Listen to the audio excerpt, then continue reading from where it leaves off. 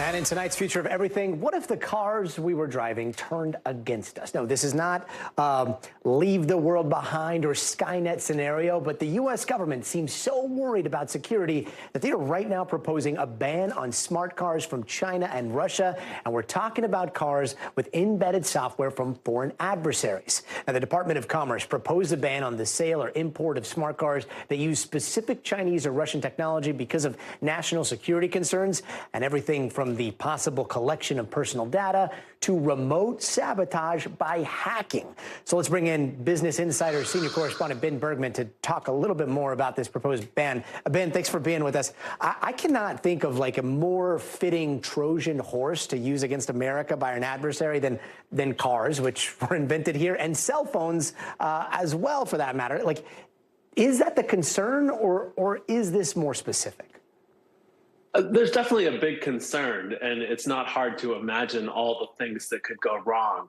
However, there's not a single Russian technology right now in U.S. cars. And in fact, I think most people will be surprised there's very little Chinese technology as well. So I think the word here is preemptive. The Biden administration just wants to do this before Joe Biden leaves office, and then maybe it'll be an issue down the road.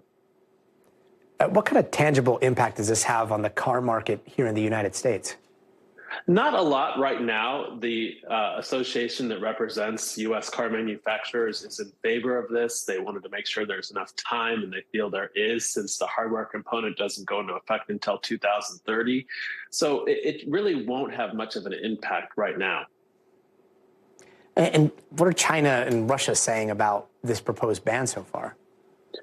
Well, not surprisingly, China is not happy about it. They see this as more of a national security concern. But China itself doesn't really have a leg to stand on, because they have banned the use of Tesla automobiles by certain members of people in China. And I don't know about your algorithm or how much time you spend on TikTok, but my TikTok algorithm has been showing me all of these like glowing reviews of some relatively cheap, very technologically advanced cars in China recently. I don't know if we have some to show here, but they do kind of force you to wonder, like, why can't you find some of these Chinese cars already here in the United States? That was like lay flat seats inside of a car. All of it seems very coincidental to me, but why don't we already see Chinese cars in our market? Yeah, I'm not getting that on my TikTok, but maybe that's why they want to ban TikTok so badly, because it makes you want these products. But this is another thing that the Biden administration did earlier this year. They put 100% tariffs on Chinese cars coming to the U.S. The thing is, there's no Chinese cars really available in the U.S. You see them now in Europe. But I think there's concern that down the road that U.S. consumers would want these cars because they're a lot cheaper, and that would undercut manufacturers from Tesla on down.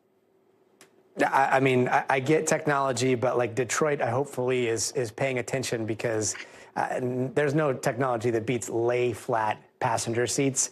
Fingers crossed we get those in some American cars soon. But thank you so much for joining us tonight. Thanks a lot. Thanks for watching. Stay updated about breaking news and top stories on the NBC News app, or follow us on social media.